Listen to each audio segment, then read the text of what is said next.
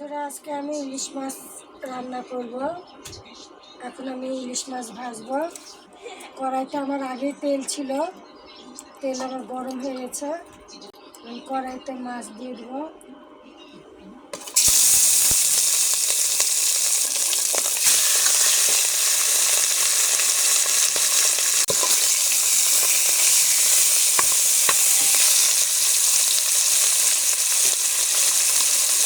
মাছ এখন উল্টিয়ে দেবো। ইলিশ মাছ বেশি ভাজতে হয় না, হালকা ভেজে নিতে হয়।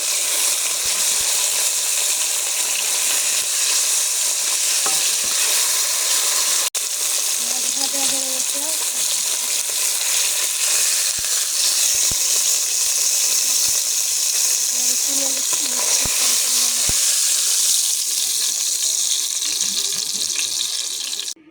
সম্পূর্ণ মাছ ভাজা হয়ে গেছে। এখানে ইলিশ মাছ 3 পোয়ার মতো আছে।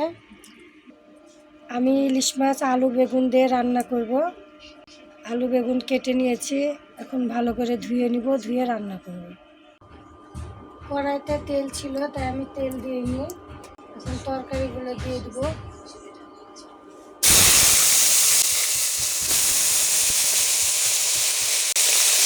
তরকারিগুলো আমি সব দিয়ে দিয়েছি।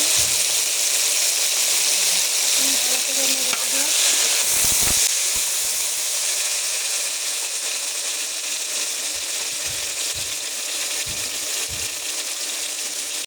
দিয়ে দিলাম পরিমাণ মতো লবণ, পরিমাণ মতো হলুদ। আমি লাল লাল করে ভেজে নেব।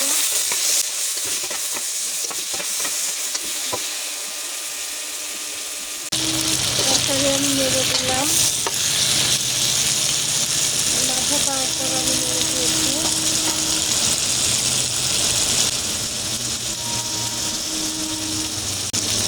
এবার আমি মরিচের গুঁড়ো দিয়ে দেবো।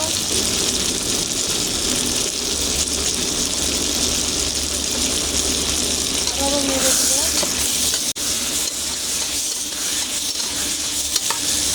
তরকারি ভালো করে কষিয়ে নেব। আমি আবারও নেড়ে দিলাম।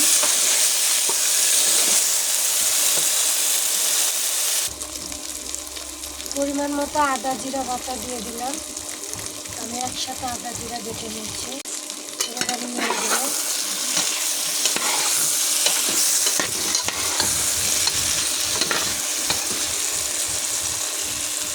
তরকারি কষানো আমার হয়ে গেছে।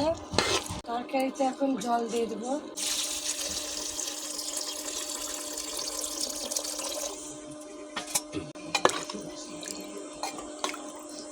ভালো করে নেড়ে দেবো। ঢাকনা দিয়ে ঢেকে দেবো। তরকারি ফুটে উঠেছে, এখন আমি নেড়ে দেবো। এখন আমি ভাজা ইলিশ মাছগুলো দিয়ে দেবো।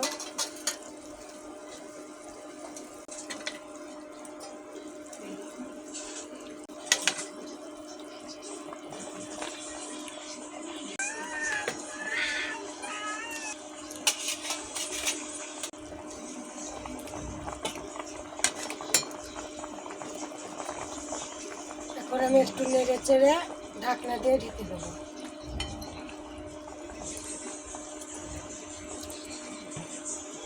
তরকারি হালকা করে নেড়ে দেবো, নয়তো মাছগুলো ভেঙে যাবে।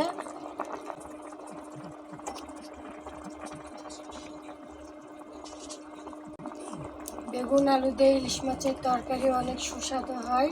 আপনারা খেয়ে দেখবেন, ভালো লাগবে। আবারও ঢাকনা দিয়ে ঢেকে দেবো। বন্ধুরা, ঢাকনাটি আমি খুলে দিলাম। তরকারি আমি নেড়ে দেবো। আমার আলু বেগুন দিয়ে ইলিশ মাছ তরকারি রান্না হয়ে গেছে। নামিয়ে নেব এখন। বন্ধুরা, আলু বেগুন ইলিশ মাছের তরকারি দেখুন কত সুন্দর হয়েছে। কালারটি অনেক সুন্দর হয়েছে। আপনারা বাসায় এভাবে রান্না করে খাবেন, দেখবেন অনেক ভালো লাগবে। কমেন্টে জানাবেন তরকারিটি কেমন হয়েছে। লাইক করে দেবেন, সাবস্ক্রাইব করেন, পাশে থাকা বেল আইকনটি ক্লিক করে দেবেন।